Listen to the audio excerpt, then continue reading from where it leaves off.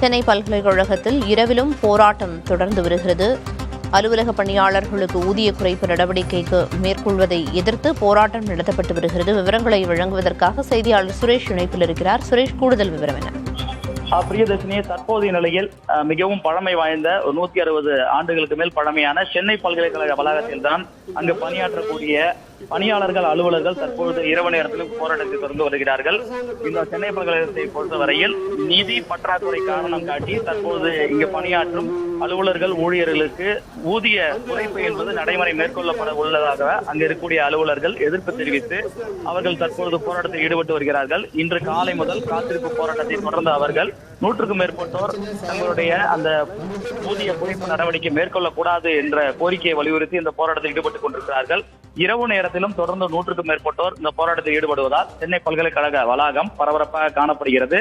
காவல்துறை பாதுகாப்பு ஏற்பாடுகளை செய்திருக்கிறார்கள். இந்த நிலையில் இவர்கள் வைக்கக்கூடிய முக்கிய பிரதான கோரிக்கை என்பது இந்த அலுவலர்களுக்கான ஊதிய குறைப்பு மூலியமாக 450 முதல் சுமார் 480 அலுவலக பணியாளர்கள் பாதிக்கப்படுவார்கள், அவருடைய குடும்பங்கள் பாதிக்கப்படும். ஆகவே இந்த ஊதிய குறைப்பு நடவடிக்கையில் ஈடுபடக்கூடாது என்று வலியுறுத்துகிறார்கள். அதே வேளையில் எங்களுடைய போராட்டம் குறித்து பேச்சுவார்த்தை நடத்த அரசு தரப்பில் யாரும் இன்னும் முன்வரவில்லை. ஆகவே அரசு எங்களோடு பேச்சுவார்த்தை நடத்த வேண்டும் என தெரிவிக்கிறார்கள். வரக்கூடிய சனிக்கிழமை சிண்டிகேட்டில் இந்த ஊதிய குறைப்பு நடவடிக்கைக்கான அஜெண்டா வருகிறது. அது வரக்கூடாது, அதனை உடனடியாக நீக்க வேண்டும் என்ற கோரிக்கையை வலியுறுத்துகிறார்கள். பிரியதர்ஷினி, விரிவான தகவல்களுக்கு நன்றி சுரேஷ்.